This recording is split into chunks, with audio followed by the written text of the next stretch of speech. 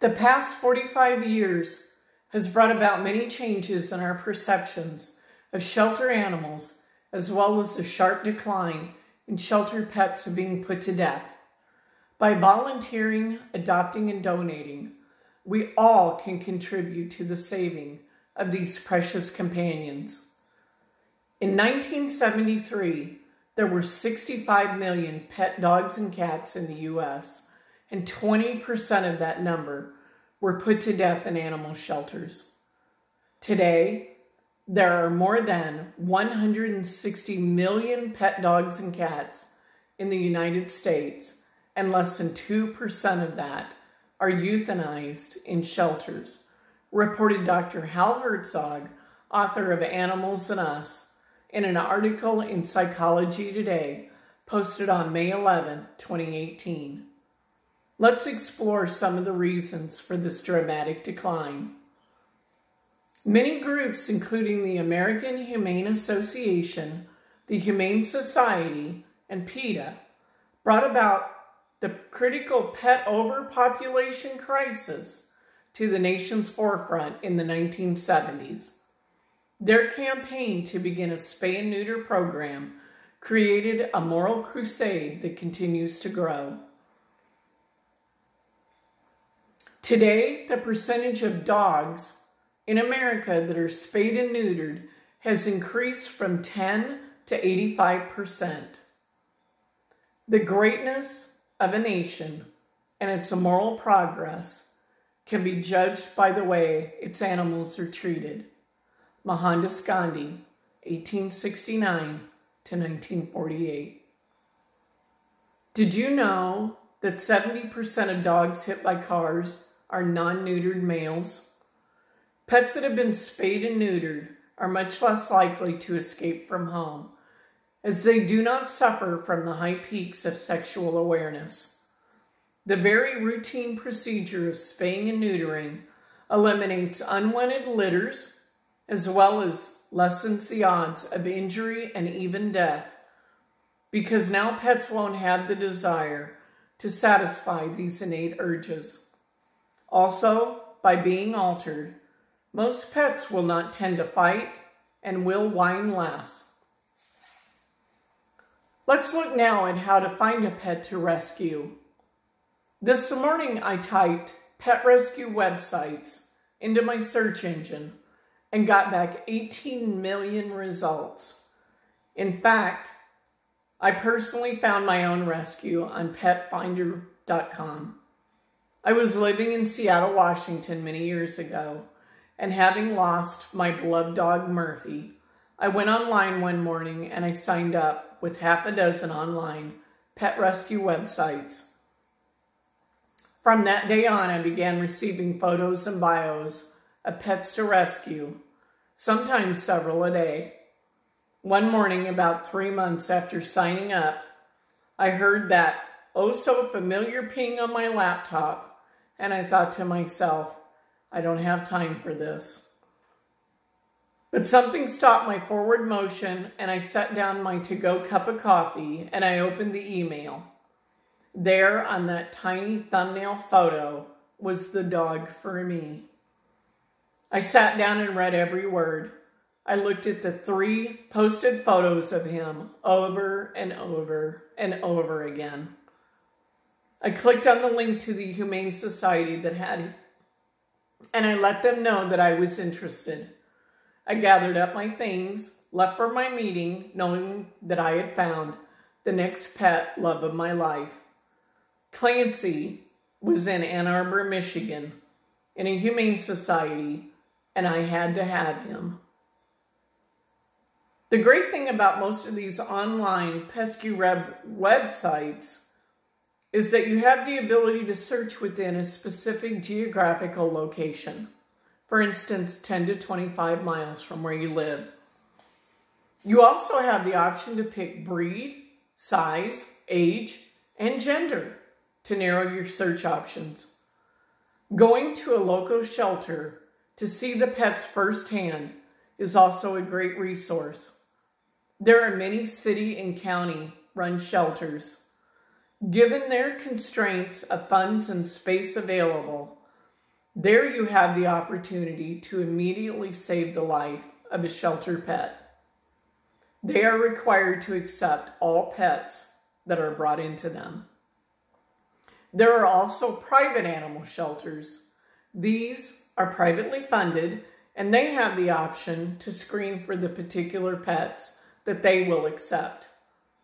One benefit to privately funded shelters is very often they maintain referral lists of pets still living with their owners that need to be adopted, which gives stability to the pets until adoption, also eliminating the possibility of euthanasia due to overcrowding.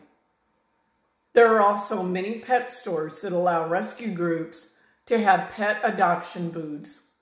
Petco and PetSmart are two great examples. Veterinary hospitals can also be a useful resource when looking to adopt a pet.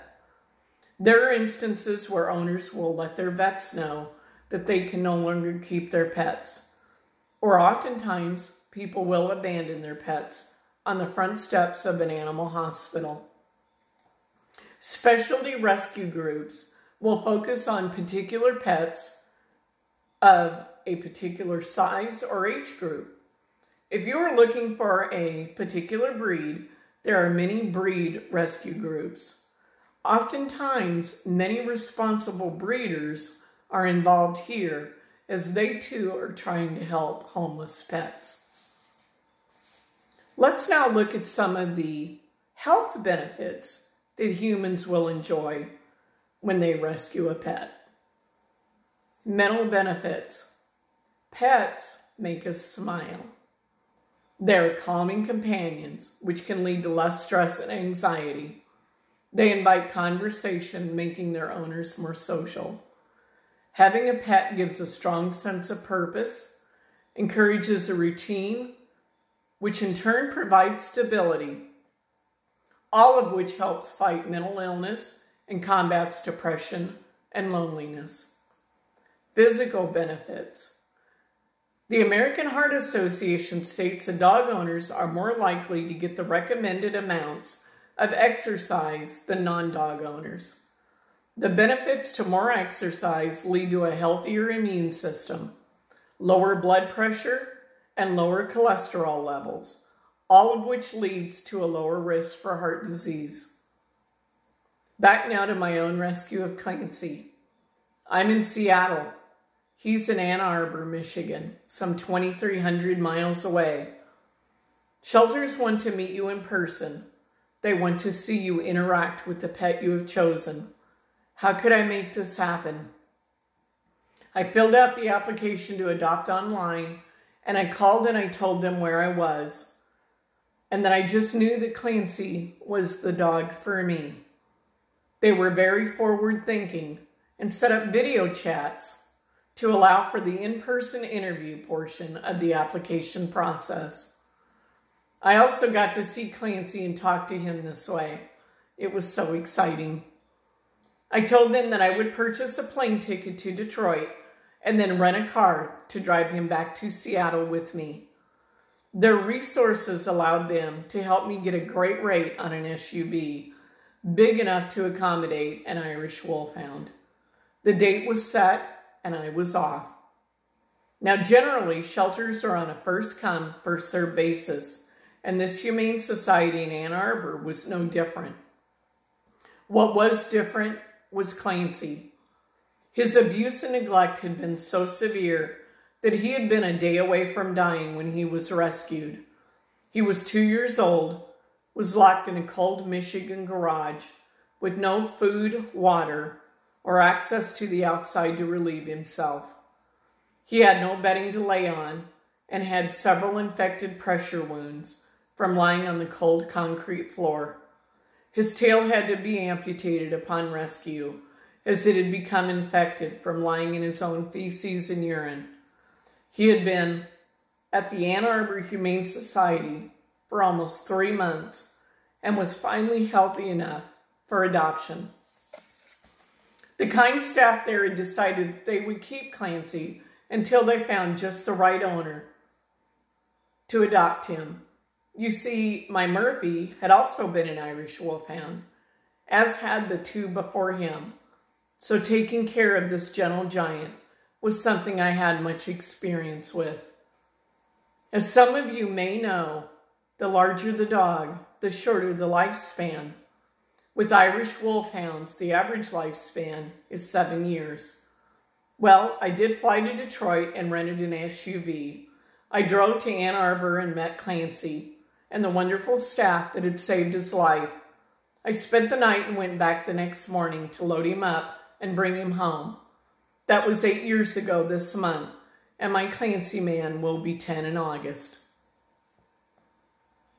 On the morning of July 5th, 1877, a large crowd of New Yorkers gathered on the banks of the East River to watch the authorities drown stray dogs. 48 animals at a time were crammed into a heavy iron cage dubbed the canine bathtub. Then the cage was slowly lowered into the river. After 10 minutes, the cage was raised, the corpses removed, and the cage reloaded.